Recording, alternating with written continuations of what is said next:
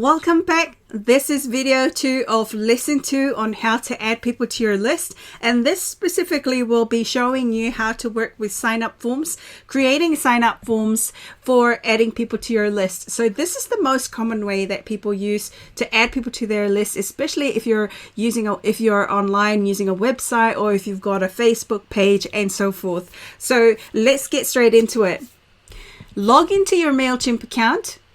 And once you're in there, click into the lists area. So I am now in the lists area.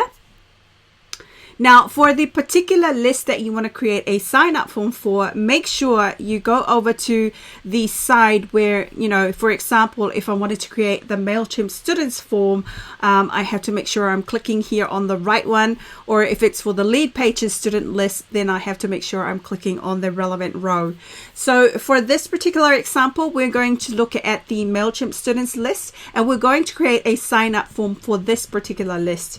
So we are going to click here on the drop down arrow, and from here we can then select the sign up forms. So click on sign up forms, and now we are now given several ways that Mailchimp allows us to create a sign up form.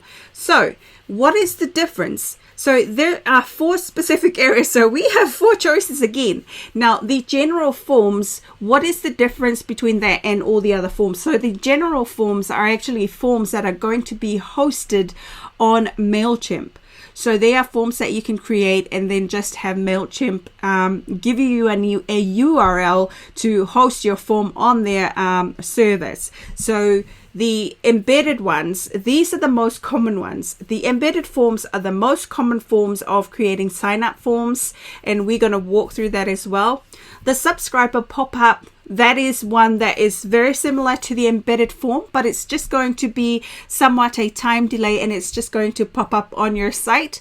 And the 4th kind of form here is the integration, where you might put it across to a different platform, and it's going to talk to Mailchimp and be able to funnel through those contacts into your contact list. So the first example with the general forms, we're going to look at very quickly as well. So let's select that one. And now if you see here, when I said, if you can remember, I mentioned that it's going to be hosted on the Mailchimp server. So if you can see here, there is already a URL given to you by Mailchimp that you can send out to your contacts, or you can link into people to click on, and they'll be able to get your form. So for example, if we were to click on this one, and I were to go and select that one and say we're going to go to this URL,